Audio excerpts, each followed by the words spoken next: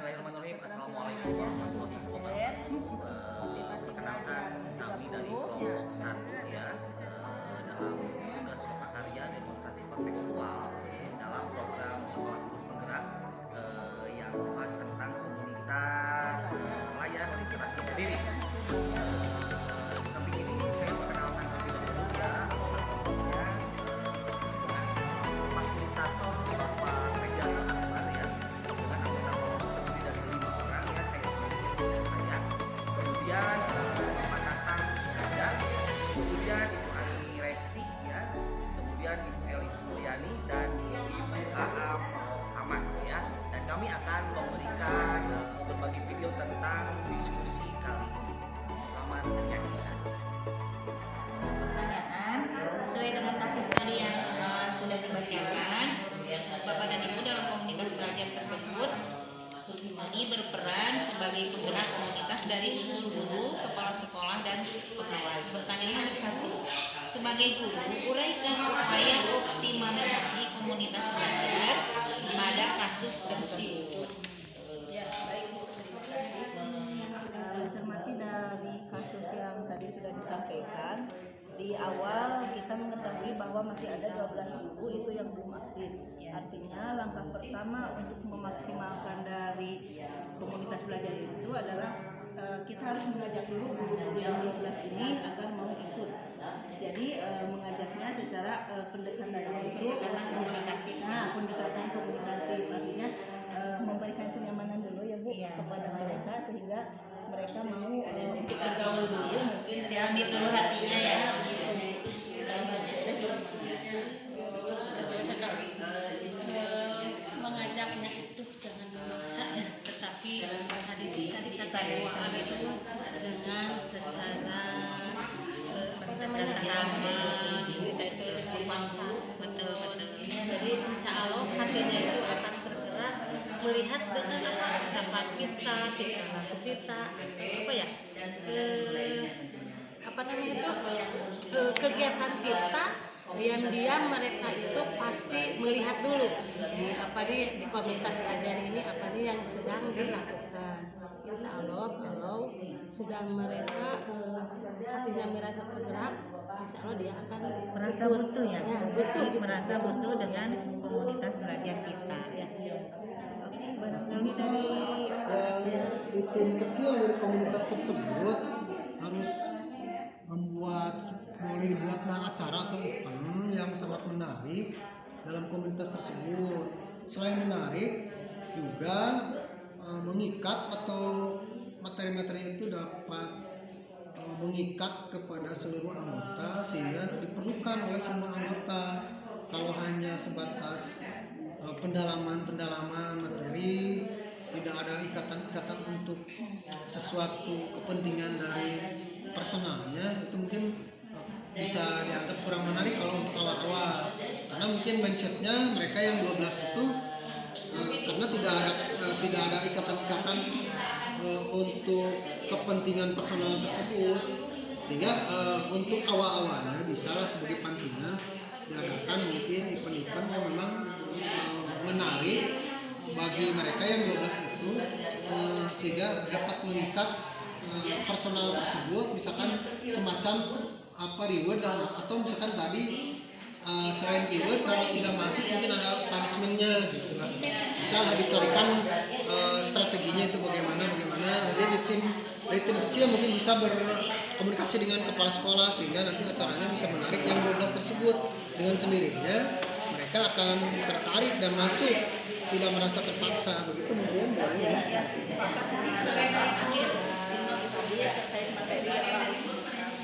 mungkin belum ada keterlibatan itu karena yang mereka itu menginginkan untuk peningkatan kompetensi dirinya dulu ya Pak. Karena kalau untuk meningkatkan kompetensi nanti pada akhirnya hal tersebut akan dampak pada pembelajaran yang mereka lakukan sendiri gitu ya. Kemudian juga karena kan harus ada feedbacknya juga ya Pak. Ya, feedbacknya itu penting. Juga sehingga mau tidak buat mereka ini akan sedikit tertarik mungkin kalau ada keuntungan untuk dirinya sendiri dulu, nanti setelah berlalu bisa sedikit demi sedikit berbaur dalam komunitas tersebut, dan nantinya mereka juga akan turut serta dalam setiap kegiatan yang dilakukan oleh komunitas tersebut. Tadi saya menyampaikan sedikit ya, mulai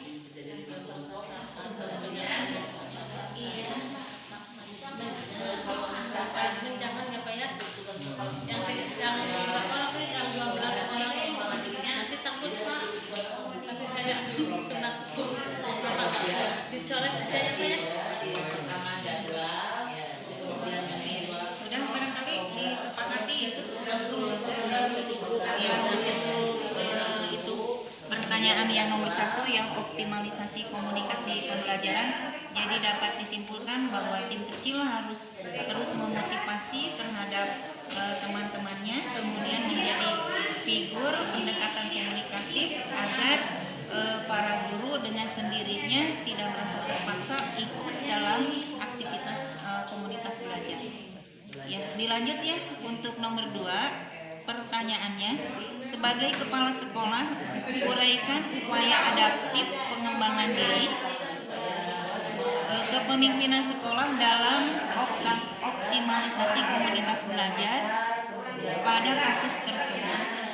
Jadi yang diutamakan ini adalah gaya kepemimpinan sekolah harus bagaimana dalam rangka pengembangan diri. Silakan Pak Tata untuk pengembangan diri kepala sekolah untuk menghadapi kasus yang tadi. Dalam upaya adaptif pengembangan diri kepemimpinan sekolah dalam optimalisasi komunitas belajar, di sini diperlukan kepala sekolah yang memang adaptif. Jadi sikap-sikap yang konservatif, kolot itu harus dibuang jauh-jauh.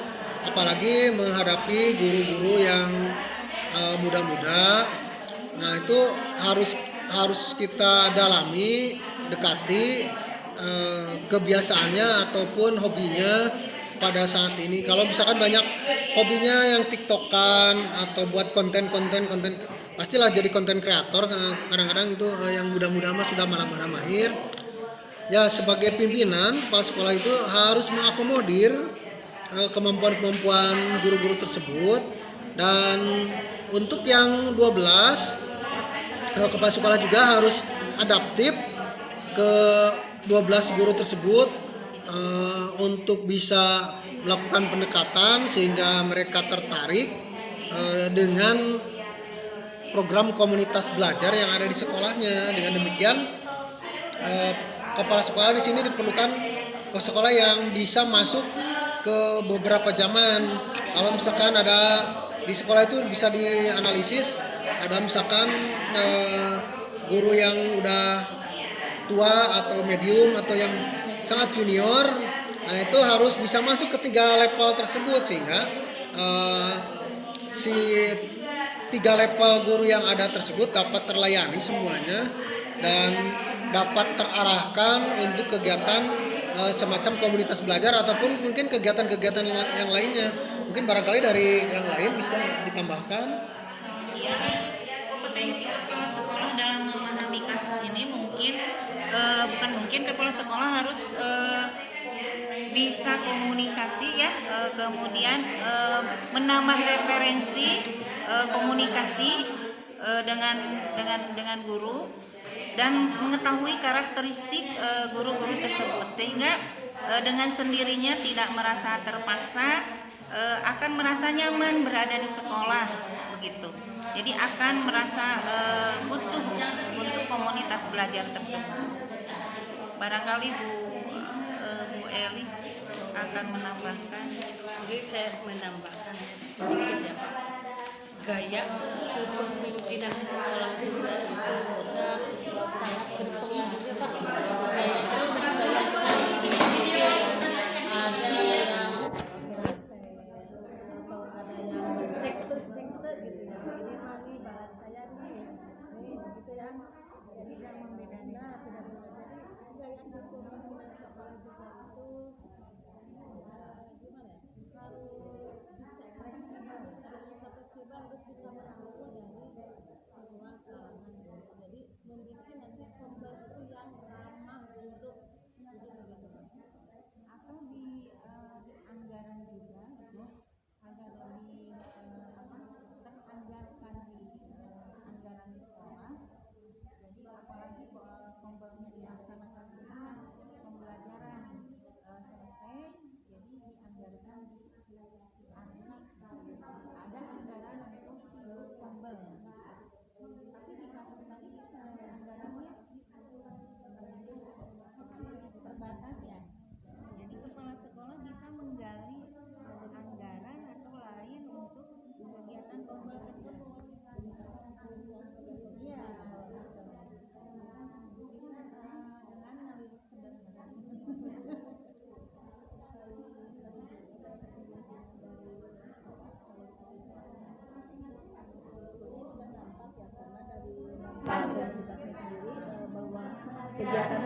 yang dibuat di SMA tersebut yang pertama itu sudah ada peningkatan keterampilan mengajar. Iya. Artinya itu berarti kepala sekolahnya sudah mampu menciptakan lingkungan yang bisa menggerakkan daripada rekan-rekan guru tersebut. Kemudian juga kepala sekolahnya juga mampu memenuhi semua anak karena tadi sudah tersedia 3 guru penggerak. Iya, bisa memberdayakan itu ya. Penggerak dari komunitas tersebut. Jadi menurut saya bahwa kepala sekolah itu kata ibu dan bapak bahwa yang pertama itu harus fleksibel ya, jangan terlihat kaku. Jangan dikatakan. Ya, jangan ditakluk sehingga si anggota komunitas itu dalam setiap kegiatan, kemudian juga harus berpikiran terbuka juga kepala sekolahnya apapun saran dari anggota komunitas diterima terlebih dahulu kemudian dianalisis dan nantinya bisa Iya, barangkali ada tambahan lain cukup saja untuk soal nomor 2 yaitu sebagai kepala sekolah dapat disimpulkan bahwa kepala sekolah itu harus mempunyai gaya kepemimpinan tersendiri untuk dapat memenangkan hati guru untuk ikut dalam komunitas belajar. Baik, selanjutnya untuk nomor pertanyaan selanjutnya sebagai pengawas sekolah, uraikan upaya pendampingan optimalisasi komunitas belajar pada kasus tersebut. Berarti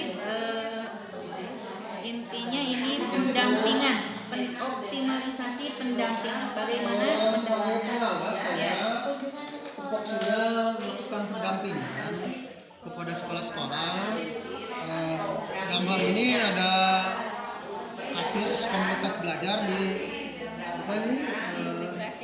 Di komunitas layak literasi Kediri.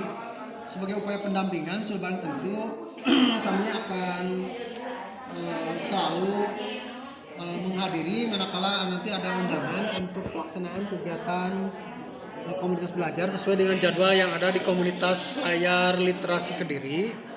Dan nanti pada saat saya hadir di sana mungkin saya akan melihat track recordnya berapa misalkan daftar hadir yang sudah dilaksanakan, presentasi kehadiran, terus materi-materi yang sudah disampaikan, jenis materinya bagaimana.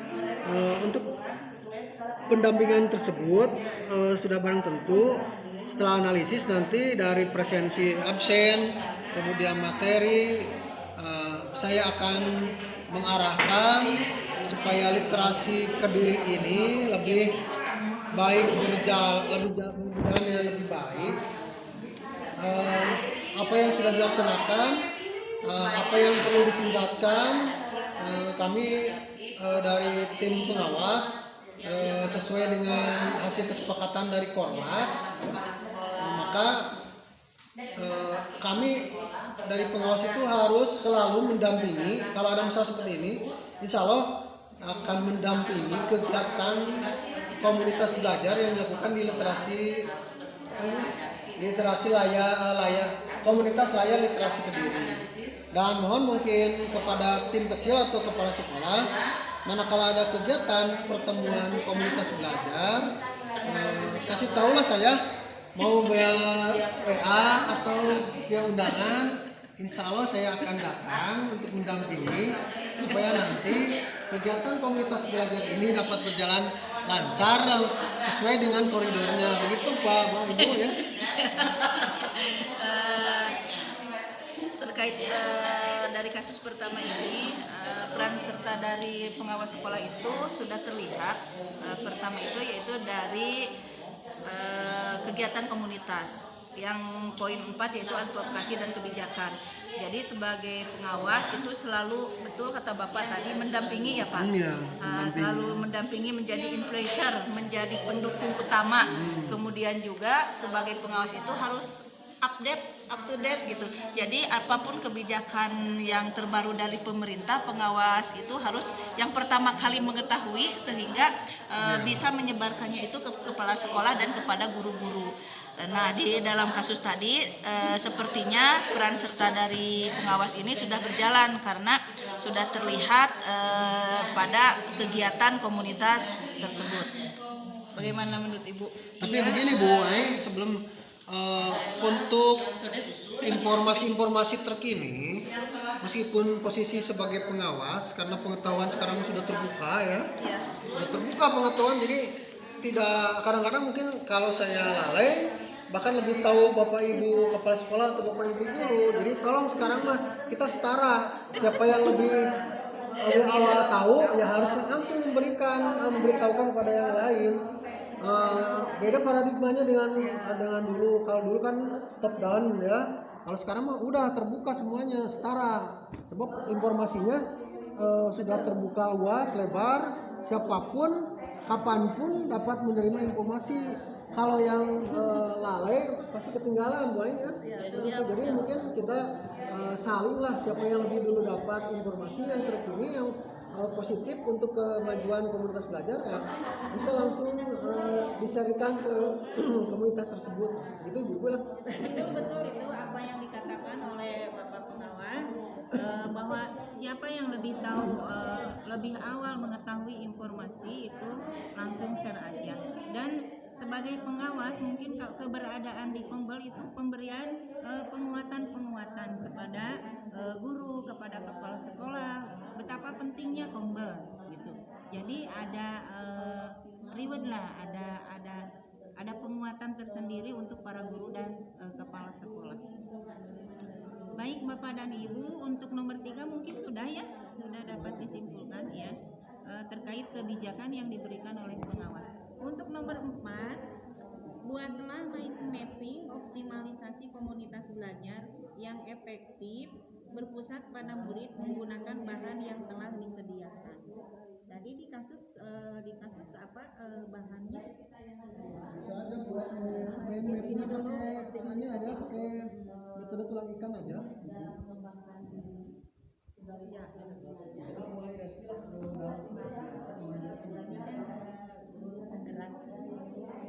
Pasti bisa.